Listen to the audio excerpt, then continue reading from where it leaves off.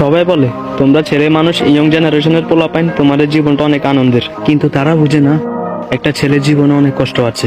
একটা ছেলে ঘরে বসে থাকলে টাইম নষ্ট করতেছে, ঘর থেকে বাইর হলে ছেলে খারাপ হয়ে গেছে, আড্ডা শিখে গেছে। যখন কোনো সমাবেশে একটা ছেলে উচিত কথা বলে তাহলে সবাই বলবে ছেলেটা একটু বেশি কথা বলে, আর যদি চুপচাপ থাকে তাহলে বলবে ছেলেটা বোকা শোকা, কোনো কথাবার্তাই বলে না। আর ঘর থেকে খরচের জন্য টাকা খুঁজলে তখন বলে তুই কবে ইনকাম করবি। আর যখন নিজে ইনকাম করে নিজের কিছু শখ আহ্লাদ পূরণ করে তাহলে সবাই বলবে বাহ সুন্দর, টাকার গরম দেখাইতেছে, টাকার অহংকার দেখাইতেছে। তারপর যদি দেশে কিছু করতে না পারে তাহলে বলবে বিদেশ চলে যা, বিদেশে অনেক টাকা ইনকাম করা যায়।